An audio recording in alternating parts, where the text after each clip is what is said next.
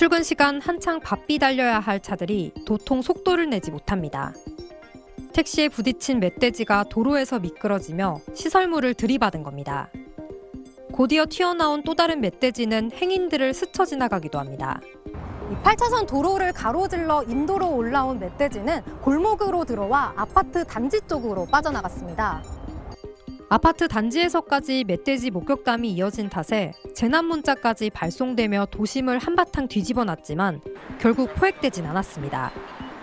얼마 전에도 요 뒤에 멧돼지가 한번 내려왔대. 내려와가지고 맵초하고 막 해코치 내놓고 이런 걸 갖다 가더라고요. 10월과 11월은 멧돼지들이 도심에 가장 많이 출몰하는 시기.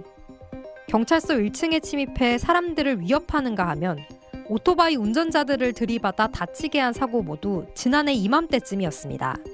12월 달까지 자주 출몰하는 것은 번식기이기도 하고요.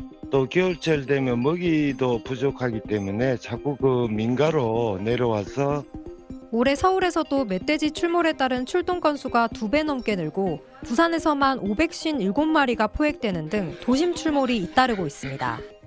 멧돼지는 무리지어 다니는 습성이 있어 새끼 근처엔 어미가 있을 가능성이 커 크기가 작은 멧돼지라고 해도 무조건 피한 뒤 신고하는 게 상책입니다. UBC 뉴스 신혜지입니다. 지난 24일 새벽 청주시 주중동 이순환로를 달리던 차량. 반대편 차선에서 갑자기 넘어온 멧돼지와 그대로 충돌합니다. 차량 앞범퍼가 완전히 파손되면서 운전석과 조수석 에어백이 모두 터졌습니다. 수리비가 워낙 비싸다 보니 폐차해야 한다고 진단받았습니다. 브레이크도 못 밟고 그냥 박은 거거든요. 그러니까는 뭐 박고 막 차에서 연기 나면서 에어백이 다 터져갖고 정신도 없고. 평소 출퇴근길 자주 다니던 도로라서 아무 걱정 없이 달리고 있었지만 중앙분리대가 끊긴 곳에서 속수무책으로 당했습니다.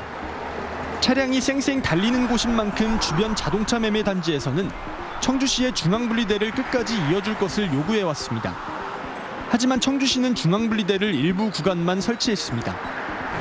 할 거면 제대로 했어야 되는데 저 안 한 것만 못한 것 같아서 이왕 할 거면 좀 사고 나는 거 좀 방지하기 위해서 해주시는 게 낫지 않나. 가을이 시작되는 10월부터는 야생 멧돼지가 도심에 많이 출몰합니다.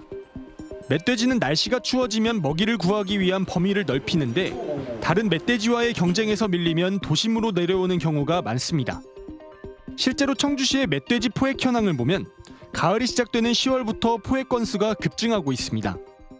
멧돼지는 상당히 예민한 동물이라서 도심 지역의 서식 환경이 원래 살고 있던 곳에서 나와서 다른 곳에 오게 되면 더 흥분하고 이렇기 때문에 사람들은 돌진을 한다든지. 멧돼지는 대부분 무리를 지어 다니는 만큼 마주쳤을 때는 뒷걸음질로 자리를 피한 뒤 관련 기관에 신고해야 합니다. CJB 박원입니다. 포항에서 서울로 가던 열차 안에서 운행 중지를 알리는 안내방송이 나옵니다.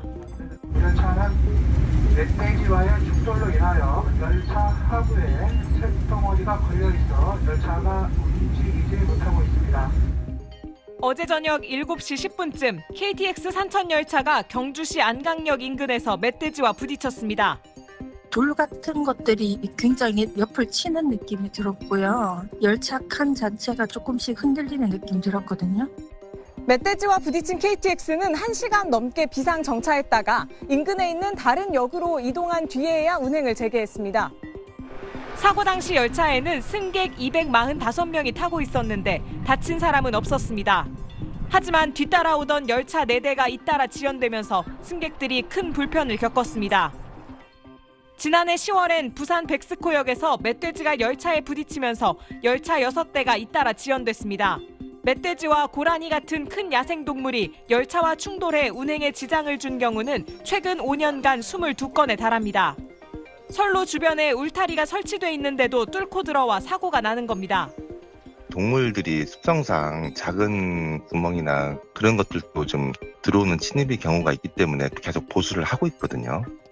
코레일은 사고 예방을 위해 울타리 보수 외에 열화상 드론 등을 투입해 야생동물 침입을 막는 시스템을 갖추겠다고 밝혔습니다. SBS 홍승현입니다. 서울 강동구의 주택가, 멧돼지 한 마리가 어슬렁거립니다. 주민의 신고 후 포획되기까지 2시간 동안 인근 아파트와 주택가를 배회했습니다. 애들 왔다 갔다 해요. 1층에 개방돼가지고 스포츠 뭐 이렇게 방과 후에 하고 막 그러거든요. 경기 성남시 도심에 나타난 멧돼지 2마리. 자전거까지 넘어뜨리며 사람이 다니는 길을 거리낌 없이 활보합니다. 서울 종로구에선 6차선 대로를 거대한 멧돼지 1마리가 가로질러 인도로 돌진하고 길 가던 시민들이 그 자리에 얼어붙습니다.